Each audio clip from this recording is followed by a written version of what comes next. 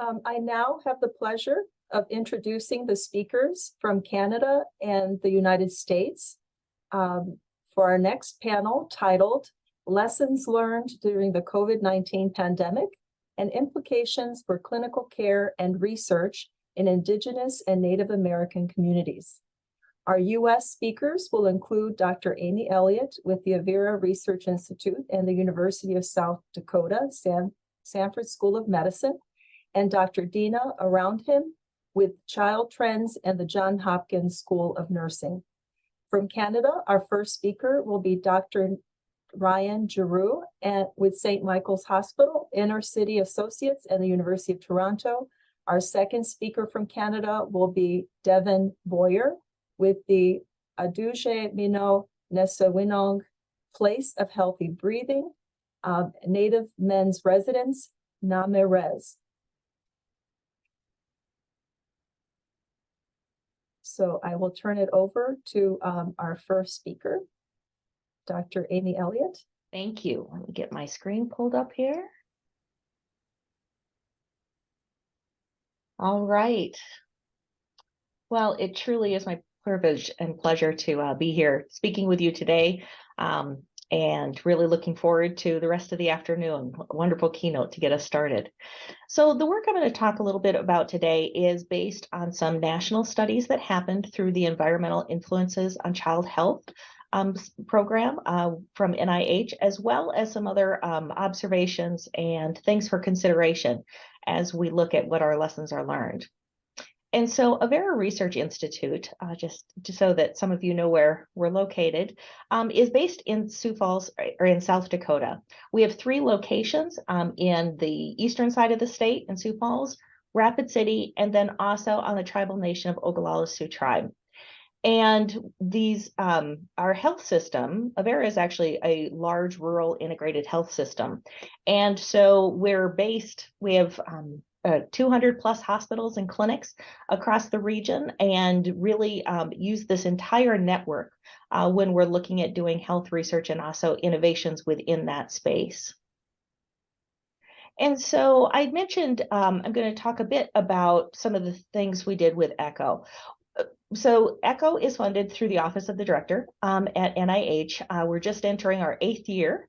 And the purpose of ECHO really is to create a large national cohort of children between the ages of 0 and 18, and following along a number of different outcomes, including both pre, peri, and postnatal. So things like prematurity, for example, upper and lower airway, obesity, neurodevelopment, and then also positive health, which is defined really as child wellness, not just the absence of disease.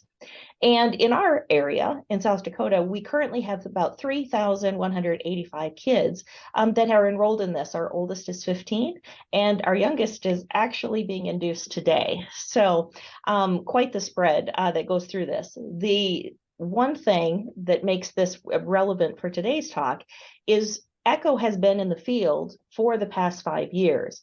And so we were in the field pre-COVID. We're able to transition some aspects of the study during COVID to remote collection, but also put specific COVID questionnaires and other surveillance methods in the field very, very early on because we were already in the field. And so a couple of things that have come out of this grouping is looking at youth well-being. For example, this was recently published in Pediatrics. And I know this is a complicated diagram, but what we really were looking at were what are the things that influence that youth life satisfaction. And so looked at COVID-related family hardships, when you look way over to the left, youth COVID-related acute stresses, caregiver, and then also some positive aspects like youth social connectedness and family engagement, in addition to some challenges on youth anxiety, depression, and other mental conditions.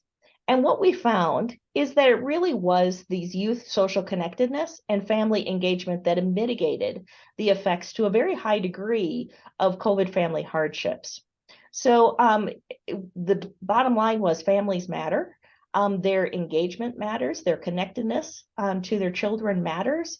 And during this time of great turmoil, guessing it matters even more. And so what could be a complicating factor on that is adding anxiety and depression onto that. But the bottom line with this really was that the role of the parent and the family and the caregivers really do matter during time like this to help make sure that youth life satisfaction isn't negatively impacted by hardship. And so another publication that came out of this area was looking at socioeconomic status and how it related to the impact that COVID had on individual lives. And so you can see less than high school to master's degree and above. And this top line really refers to access to food, supplies, financial concerns, and health concerns. So the higher numbers essentially mean that was more of a problem. And as you can see in every category, except for health concerns, higher education had less of an impact in that area, whereas lower education tended to have more of an impact. So less access to food, greater impact of access to supplies, more financial concerns. Interestingly, though, a little bit of the reverse when it comes to health concerns. Then going down here, these are a bit reversed, but looking at how much of an impact did each of these things have a negative impact. So social distancing, how negative of an impact. And here you can also see with lower education levels, there was a greater impact for social distancing being quarantined, again, impact on the child, impact on community, and also impact on work. And so we see these things across the board in terms of different levels of socioeconomic status as measured by caregiver education had on families. And so this was mentioned a little bit in the keynote presentation about the mortality rates by race. And so when we look at what's coming and what are the things we need to be prepared for, I think we have to acknowledge the tremendous loss that so many American Indian families faced as a result of COVID. And in fact, compared to white children, American Indian and Alaska Native children were 4.5 times more likely to lose a parent or grandparent caregiver. And so as you can see in the top line, this results into 1 out of 168 children lost a parent or direct caregiver because of COVID. So you think about what the ramifications are as we're going forward in terms of just general care, connectedness. Now let's tie back that to the first thing about what can help protect against or increase well-being. I think we have a generation here that could have some struggles simply because of the loss. Then you add on other pieces as well. And just something for us to be very, very mindful of, that this is going to be a generation of kids that have suffered tremendous loss. The other piece that I wanted to raise up as we think about going forward, this is infant mortality data for South Dakota. This is from the Department of Health, and I'm going to show you what the 2022 is here pretty soon. So the y-axis is infant mortality rate, and this is per 1,000 live births. The gray line here is the total in South Dakota. The turquoise line is what it is for white, non-Hispanic population in our state, and the fuchsia line is American Indian non-Hispanic. And as you can see, we were actually trending downwards from about 2012, and actually it started trending downwards even before that to 2018. However, we were starting to go up in 2019, up again now in 2020, up again in 2021, and here's the preliminary data for 2022. And so this is also something that, even though it was there was a little one tick upward before COVID, I think COVID definitely didn't help on this. And I think now we're entering into a time period where the rates are even starting to resemble what it was before the Back to Sleep program. And so when we think about things we need to keep an eye on, things that are going to be critical for health going forward of these children and families, infant mortality is another area I just would like to raise up. So thank you, and I'll pass it to my friend and colleague, Dr. Deana Roundham. Fiona God. Hello, everyone. My name is Deana Roundham. I'm a citizen of Cherokee Nation, and I wanted to just quickly show this slide to situate where I come from and what my perspective is in this conversation as a Native person, as well as a Native scholar who's had the privilege to learn in a variety of places, often places where my perspective as a Native person is the only perspective being brought into the room around Native issues. So I've had the privilege to learn in a variety of places, and I think that uniquely informed the way that I experienced the COVID pandemic in my own work and the way that I was hearing and receiving information and rapidly kind of feeding it into my own thinking about how we support Native children and families. The remarks that I'm going to make today are kind of trying to balance that perspective of like the importance of rigorous research happening in places like the top half of the graph here, but also like balancing that with the perspective of people and humans that are engaged in this work and deeply feel responsibility to the communities that they come from in this work. And as a mother, a Native person, a citizen of Indian country, that's really important for me to bring that into the room today. You can go to the next slide. I think a lot of what I'm going to talk about is kind of related to process and the themes that we're already hearing around connectedness and importance of early engagement and promotion of well-being. So I want to share a little bit about some of the work that we're doing within the Tribal Early Childhood Research Center, where our mission is really to grow the field of researchers engaged in work that touches Native children and families. We're growing the field of scholars, and we're partnering uniquely with program folks related to Head Start, home visiting, childcare, and temporary assistance for needy families, or TANF program leaders. We do this in a way where we both conduct some pilot research in collaboration with these partners, as well as try to actively engage those perspectives and lift them up in the types of questions that we're asking, as well as how we are feeding that information back to our partners through strategic dissemination.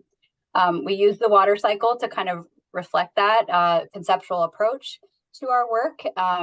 And we really aim to conduct both scientifically and culturally rigorous research to make sure that we're meeting the needs of the programs and also the families that we care about. Go to the next slide. The way that we do this is through a community of learning approach, where we start off any effort to conduct research by engaging our program partners and thinking about the general topics that the federal government has expressed interest in, and really trying to shape that with those priorities in mind. We're privileged to have a large network of people that we can reach out to who represent tribal organizations, tribal programs and services, Native families themselves, as many of us live and work in our communities and bring that perspective with us as we shape the work. And we have our communities of learning engaged in each phase of the process, from designing questions all the way through dissemination. We've done work on a variety of topics, including some things that relate to community needs assessment, and we were able to rapidly respond to the COVID pandemic and collect some information through that needs assessment work that highlighted the unique needs of this population. You can go to the next slide. So Native populations in particular, when we do our work within the TRC, we're always acknowledging that historical perspective and experience, where there have been deliberate attempts to dismantle family structures, community structures that are protective. And we want to acknowledge and recognize that, shown on the left-hand side of the slide here, and balance that with reframing and prioritizing community strengths and culture. So you see that in the early relational well-being conceptual model that we've been working with a community of learning to develop, to identify practices that support connection to the environment, across generations, to community, and with family. So we're really trying to push that narrative around protective factors and promote well-being from the beginning. You can go to the next slide. This is directly fed into, again, we have a broad network of partners that we're constantly engaging, and that informed the way we experienced as researchers and thought about the families that we served during the pandemic, and helped us see the bigger picture that we were really thinking about the pandemic, as well as the racial injustices that were experienced over the last few years and came to a head and the attention of national folks, but we were experiencing throughout.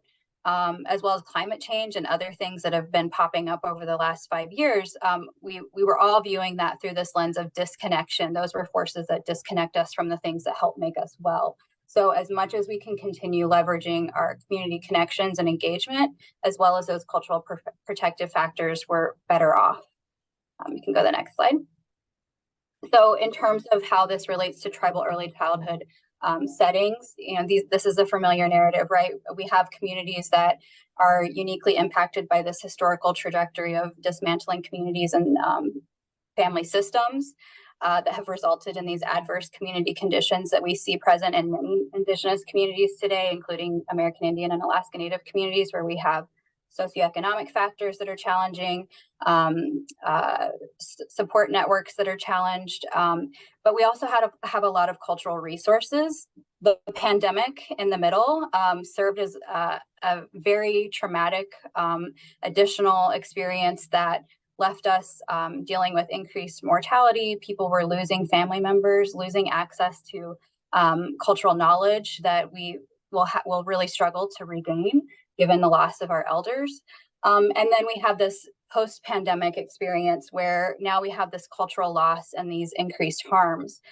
We did hear from partners as we did some data collection and interviews during the pandemic that, there were also strengths that we can lift up. There's that increased awareness of unity throughout the pandemic process, people really pitching in and helping to serve families. There were technological innovations and increased messaging to take time for yourself to rest and recover. And we also saw benefits around being able to work remotely and spend more time together as a family. So go on to the next slide. And that kind of goes back to, you can click one time there, some of our earlier work. This was pre-pandemic, thinking about developmental screening in the context of tribal communities. We know that the pandemic meant many people were stepping out of those regular well-being checks that happen in early childhood. We also had limitations on those interactions that would result in a referral to services if there was a suspicion of maltreatment or neglect or those sorts of things. So we had been doing some work pre-pandemic that helped us understand what does developmental screening look like in tribal communities and what are the resources that are needed. You can click one. You can actually go ahead and click twice. And this resulted in two resources, one targeting providers who use developmental screening and how to engage in a culturally appropriate way with families around that and what it means to participate in that process, as well as a resource for families to help them understand what does this look like, why is this beneficial for your child. And I highlight these because I think right now, as we come out of the pandemic, we know we had losses in ability to signal or identify those points of challenge, as well as a lot of learning loss with not being in learning settings. So I think these are important resources to keep in mind. And you can go to the last slide that I have. So I don't think we were unique in our conducting our work and navigating all the changes that tribal research was experiencing during the pandemic. And I had lots of conversations with many of those partnering institutions on my first slide, including Dr. Elliott and our partnership, identifying how we as individuals engaged in Native research were uniquely experiencing the pandemic. We were fortunate to be able to put together a special issue on this topic specifically. And you see the many publications that we had come out here. And I encourage you to go take a look at those and see how researchers engaged in tribal research during the pandemic were able to be flexible, nimble, because they had that lived experience of Indigenous scholars on their team, as well as the ability to highlight, what does this mean in the context of tribal history and the strengths of tribal communities. So I encourage you to take a look at those. And Wodo, thank you so much for your time today. It's wonderful to see all those publications and all that hard work. We look forward to digging deeper into all that interesting information very soon. We're going to now turn things over to Ryan and Devon to share their work in Canada with Indigenous, primarily urban populations. And there's a great documentary that everyone needs to watch about their program. So that's, I believe, at the end of your slides. But we definitely want to encourage people to see the rest of the story on their own time. Thank you. For sure. Thanks very much. It's a pleasure to be here. Thank you for having us. So, I'll get right into it. What we're going to do, Devon and I are going to do is we're going to really take a look at Auduzhe, Mino, Nesewinong, which is the place of healthy breathing. You'll learn a lot more about that throughout our presentation, but kind of as a case study or as a example of what we had in 2020 through now for COVID-19, and really kind of how it's spurred a lot of discussion in terms of clinical and research, clinical care and research, and kind of, it's providing a starting point for, how we do these things in the context of Toronto. So first off, you might ask who we are, and I also like to situate why I'm in this work. So I am a general pediatrician. I am a couple years into practice. I originally grew up in Treaty 6, Treaty 8 territory in Alberta, rural Alberta, small town called Athabasca.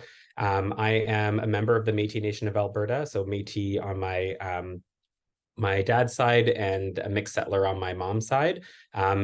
And I now live, work, and play in Treaty 13 territory in Toronto, where I've been living here for the past decade. And so Indigenous child health really is very near and dear to my heart because I'm Indigenous and I'm a pediatrician. If you put those two things together, you kind of get what I do.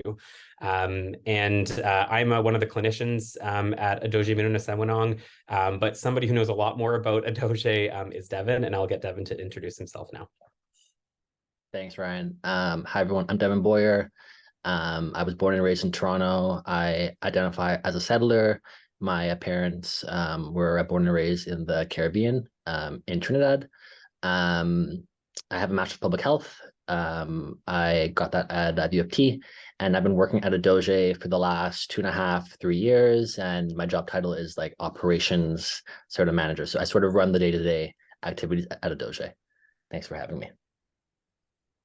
So Auduzhe really started coming out of a project called We Count COVID-19 Toronto, and really started out through a partnership between 3 Indigenous organizations that are fairly well known in Toronto. So Name Res, the Native Men's Residence, which is a shelter that primarily houses Indigenous men, where Devon also works. SGMT was the 7th-generation Midwives of Toronto, which is a midwife collective of Indigenous midwives providing care for primarily Indigenous pregnant people, and Well Living House, which is primarily a research focused institute run by Janet Smiley, who do amazing work and have been doing work in the community for a number of years.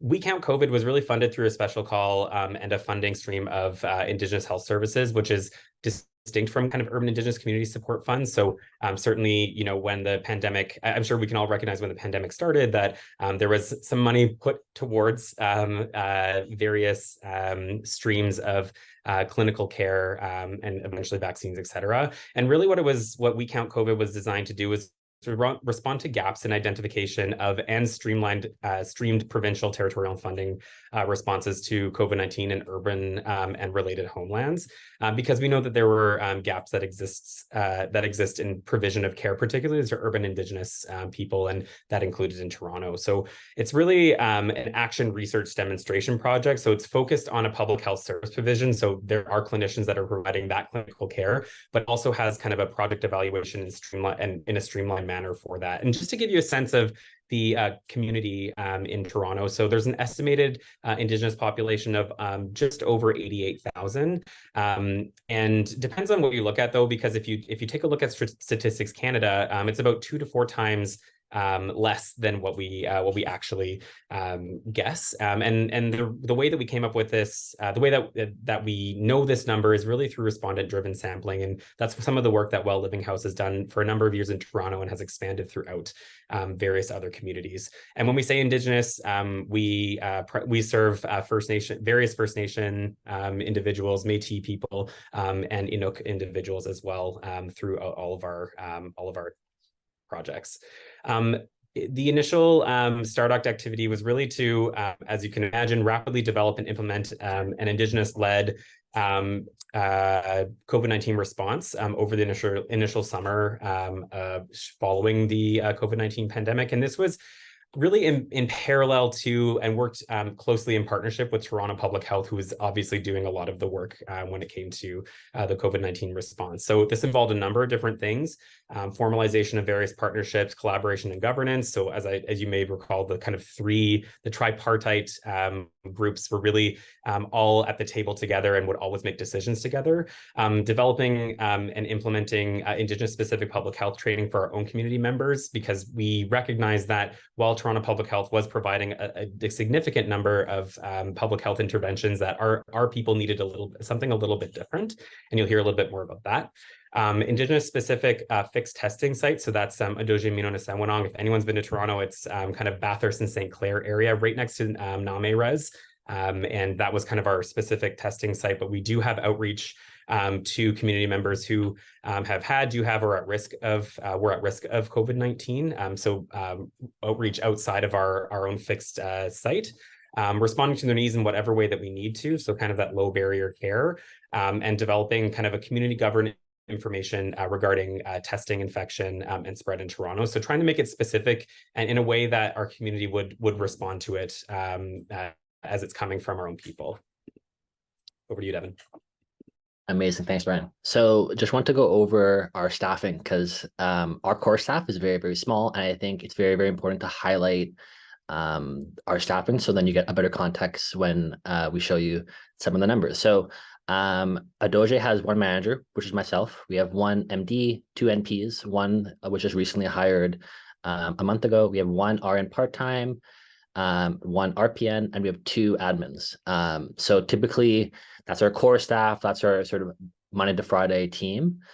If things get busy, we always have support. We have various MDs and docs, and we have midwives. So as Ryan mentioned, we have a great partnership with SGMT.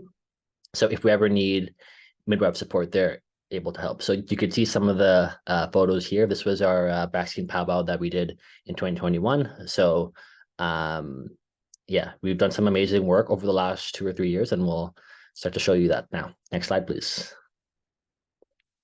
So this sort of highlights, this is just a model on the work that we do at Auduzhe, and the next slide will show more detail, but just a brief overview. So as Ryan said, Auduzhe is a for Indigenous by Indigenous organization, so it's Indigenous led. We have a Indigenous space, so the building is actually owned by Name Res. I think that's very important to highlight. One of the things that we hear from community is, you know, if we say, hey, we're near that Bathurst and St. Clair area in Toronto, they go, oh, that's sort of near Name Res. So it's really, really important. And then obviously the big aspect throughout all the work that we do is to make sure that our work is culturally safe. I will touch on the wraparound care and some of the PCR results and the grocery reports in the next slide. Okay, so I'll highlight on a couple of these. I do want to touch on number 6 has a spelling mistake. It should be outreach, but sorry for the mistake there. But just want to touch on the first one. So as Ryan said, we did start as a COVID-19 testing center. So one of the things that I like to brag about is all of the community members that come into Auduzhe to get a PCR test, they will get a PCR result within 24 hours. So we formed a partnership with the hospital from the start of the pandemic. I don't know if you folks remember how long and what difficult it was to actually get a result. So with our testing, whoever comes in gets a result the next day. And then number 2, just the clinical team and communication. So regardless of your test results, a member of our clinical team will call you to let you know if you're positive or negative. And then 5, 6, and 7 is sort of the vaccine sort of related stuff that I'll speak on a little bit later. But, you know, we offer home visit vaccines, we offer outreach vaccines, and then obviously we offer in-clinic vaccines as well at Auduzhe. Typically within our space, we could offer around 160, 170 vaccines per day.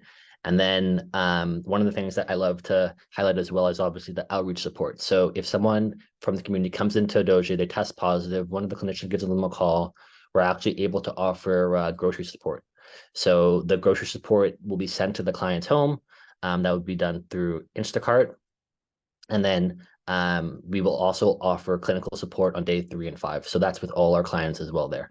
And then obviously, if anyone just wants to call or have questions on COVID-19, then our clinical team is able to support it. Next slide, please. Okay, so I won't touch too much on each line, but we just wanted to highlight some of the tests that we've done at Auduzhe. Again, keeping in context, we have a very small team, and I think this highlights, all the great work that we do. This is still happening. We are seeing a bit of an increase as well at our clinic. So again, it's not over.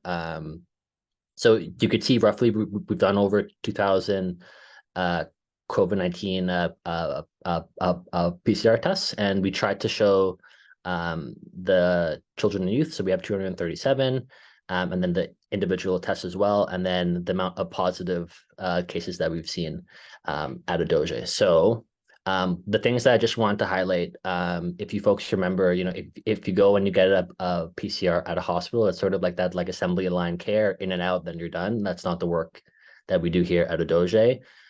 It's very, very culturally safe, and it's client orientated. So, Brian could speak on this, but like when a client comes in, it's not just in and out. You're spending 15 to 30 minutes with that client trying to support them.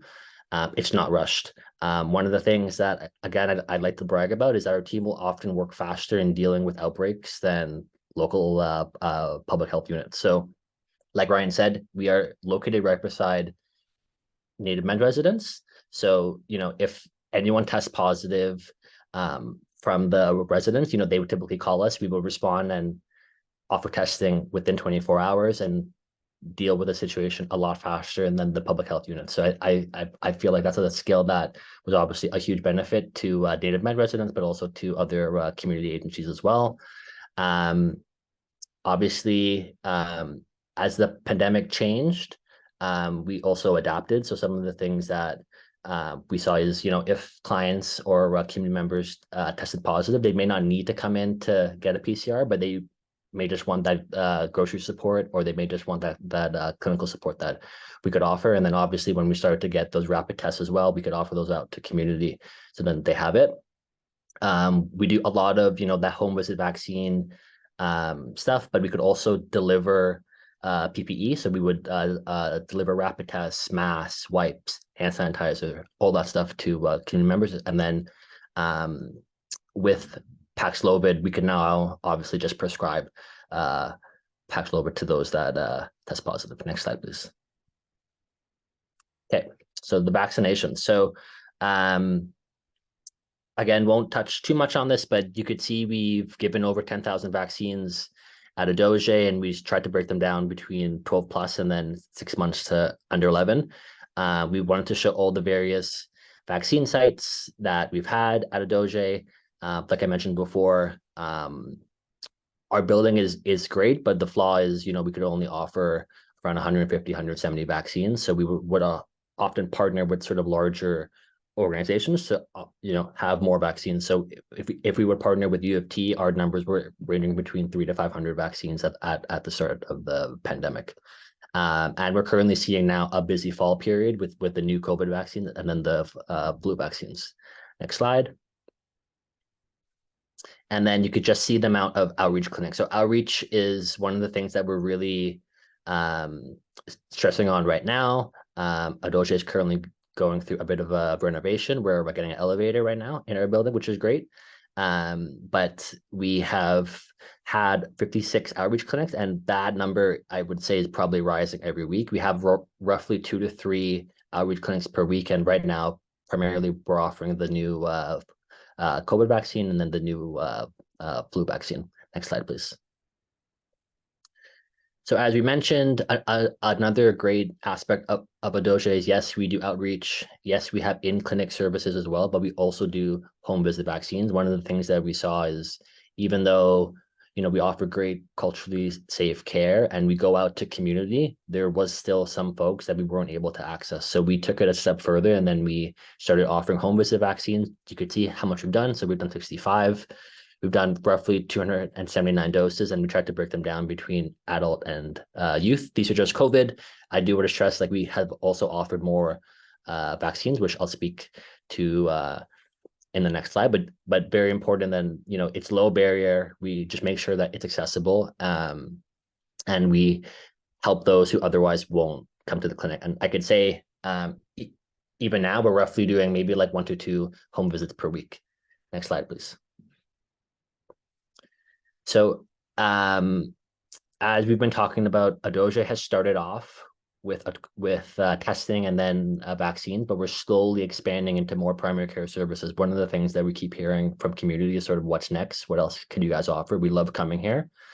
So I talked a little bit about the flu, but we offer the flu vaccine, but we also have the publicly funded vaccines, and we highlighted the ones in black just to highlight the youth vaccinations, hepatitis B, the meningococcal vaccine, and HPV vaccine. Those are typically done for kids in grade 7 and 8 in Canada. So these are just sort of highlights, the work that we're starting to do outside of COVID. And then we also have the home visit vaccines in brackets in there. Next slide, please. And then, yeah, this just highlights the flu vaccine. So last year, we gave roughly 400 flu vaccines. This was amazing. This was the first time that we've done it. You could see the breakdown. This year, I could say I've ordered 500 doses, and in the first 2 weeks, we've done 300 already.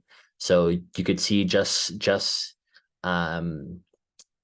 in my opinion, a lot of it is just trust, and the community trusts us, and we offer great culturally safe care. So yeah, it's really great work. So I'm really happy to see that there's a lot of uptake from community.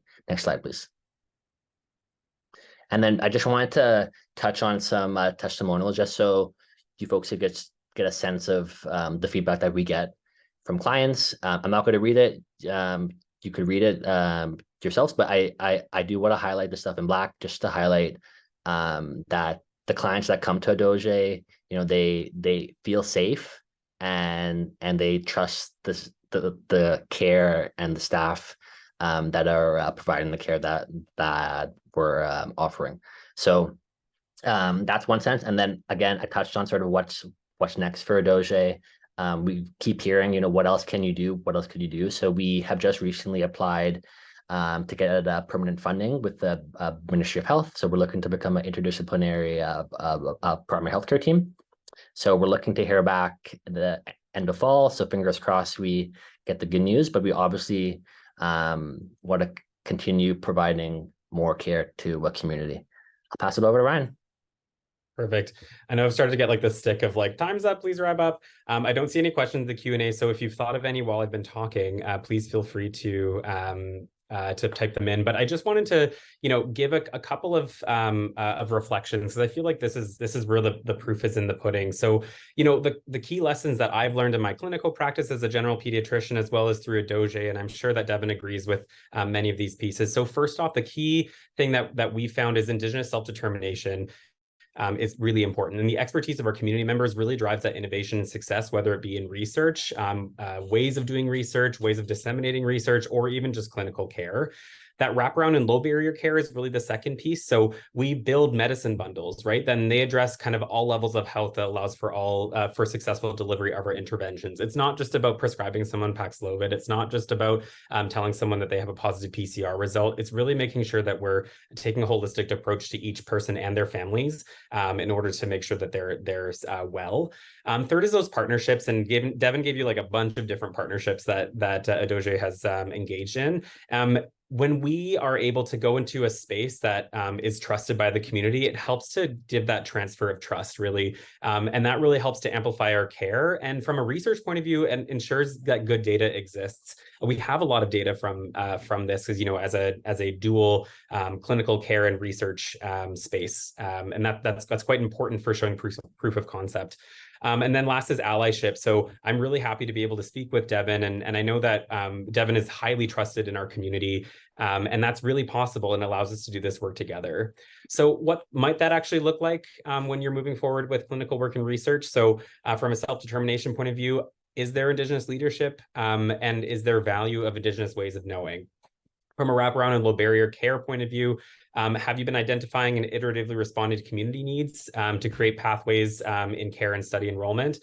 We at Auduzhe have had to really think about how different variants have changed things, how vaccines have changed things, and become nimble in being able to respond to those things from a clinical and research environment. In terms of partnerships, think about the typical facilities that you conduct clinical or research work in and how you can turn that on its head, because you may be missing some of your key people and your key your key people that you may enroll in your studies in order to complete kind of good clinical and research work. And last is the allyship. So we're all treaty people. This is what our elders tell us. And reconciliation work should be really led by Indigenous people and carried out jointly between us. This is the shout out to our documentary. So it's all available on YouTube. Auduzhe Mino Nesewinong documentary. Highly recommend. It's just over half an hour of your time. So I implore you to take a look at that after at some point today. I want you to stay for the rest of the talks, but please feel free to look at that. And I think that is about it. So sorry for spending a little bit of extra time, but please feel free to take a screenshot of our emails, and please feel free to contact us if you need.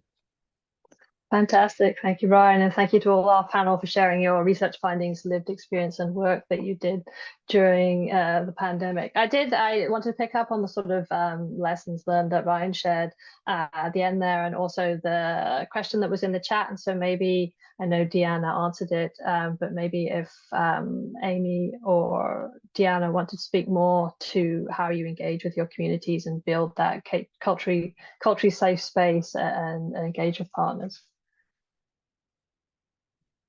So Amy or Deana, who wants to take it? Just the main thing is listening and learning where you don't know the answers, and pausing to make sure that your community partners have a chance to share their thoughts about things. Very rarely do we have people coming in and saying, what do you need, versus like, here's the thing that I want to bring to you. So having a good dialogue and an openness to like cultural humility and like listening and really hearing your partners, and clearly presenting what constraints you're working under so that there's a shared understanding of where things have flexibility versus where things don't have flexibility. And that can help generate trust. I think also recognizing that there will be times when conflict and disagreement happen, but if you're both committed to working through those, you can. So not having the rose-colored glasses that everything's going to go perfectly if you have the right people on your team, but being committed to engaging in a process that builds trust and maintains that trust and relationship the best that you can within the various constraints and factors that you're working within. And then the paper that I put in the chat in response was an integrative review that I and others pulled together, actually building off of some of the work within the First Nations Information Governance Center and using those guiding principles to inform how we looked at the literature. So many of the themes represented in the presentations today are there in that framework and were pulled out from the literature as well. Fantastic, thank you. Okay, I'm not seeing any more questions. I think we have a couple of minutes left before we go to break. So I just to keep it broad and say, what's next? What are you going to focus on next? And maybe I'll throw that to Ryan and Devon. Yeah, maybe I'll start. And I know Devon was kind of talking about what's next for Auduzhe, and I'll certainly say I'll take it from a bit of a different lens in my general pediatric practice. So just to make sure we're all on the same page. So I primarily do consulting care. In Canada, most pediatricians will do consulting care and not necessarily primary care. So we have a bit of a difference in our clinical work compared to the US. Certainly there is some overlap, I will say, but what I'm seeing a lot in my clinic now is kind of like dealing from the fallout of not having early childhood interventions, dealing with the fallout of isolation and mental health challenges for children really of all ages. So I feel that, you know, what's kind of coming out now is kind of this, I don't want to say post-COVID, because as Devon mentioned, like we're kind of ramping up here. There's some stuff going on, but certainly we're in a different place than we were a couple of years ago. But really I'm playing a lot of catch up with families in terms of not only preventative healthcare like vaccines or growth monitoring or what have you, but also school advocacy, dealing with how children's mental health has really suffered during the pandemic. But also in the positive note is also looking at what really worked, right? I think one thing that came to mind is a lot of families in Canada took the time to be able to go back to the land in the time of isolation and really reconnect with our relationship with the land. And I would say that has been a very positive thing. And I think it's helped remind us kind of where what we can do if we are really given the space to kind of make our own decisions about how we're going to move forward in our lives. So I've seen that as being quite a positive piece, and then taking some of the learnings that we've had as we shared moving forward in our clinical and research environments. Devon, I don't know if you have anything to add to that. Yeah, the only thing I'll add is the thing that we're seeing on site is that there's a lot of community members asking for primary care doctors. So there's a lot of folks that aren't connected to a primary healthcare spot, and a lot of the time it's because they don't feel safe and they don't trust these major institutions, hospitals, local public health units. So sort of what's next, like I touched on, we're trying to become a larger team. As you saw in the beginning, we're a very, very small team, so we can only offer so much. One of the things that we've been going on, just for context, we've been going off of 6-month funding for the last 3 years. So we're trying to get permanent funding to offer proper care to community. The last thing we want to do is start something and then stop it after 6 months, right? Like we built that trust with community. We don't want to stop that. So yeah, just pending our funding, the goal is to expand the team and then just offer more care. 2 minutes left. Amy and Deana, thoughts on what's next for you and your community and projects? I'll hop on in. Well, we're getting for ECHO, the project I was telling you about, getting the next cycle up and running. We've transitioned it so that it can be given completely remotely. One of my, obviously there's benefits to that, can be done at when it's convenient for people, but I also do worry about remote survey fatigue, as well as we know Zoom fatigue and those sorts of things. And so it'll be an interesting kind of era as we try to kind of transition some of the lessons that we learned and things that did work during COVID, but what kind of legs does it have afterwards, and helping us really capture good information and not lose individuals, for example, who may not have ready access to internet. And so I think that will be some of the biggest challenges in the research space. And then also just making sure that we're very nimble to what needs are arising, and helping answer the questions that the community really wants answers to. So those are kind of next steps for us. The only thing I would add was that, in taking a community engaged approach, it can take longer to get to answers, but it's important to focus on that process along the way and also recognize the increasing demands. There is a real interest in Indigenous populations in equity and health equity right now, and that is placing an additional burden on our community partners in ways that I don't think are always recognized. So that time to partner and time to engage in the research process, layered on top of those program partners trying to meet these immediate and acute needs, is a challenge that we have to be aware of as we engage in this work going forward. Thank you all. So that concludes this panel. We will take a very short 5-minute break, and we'll be back again at what is 3:25 Eastern for those in the Eastern time zone.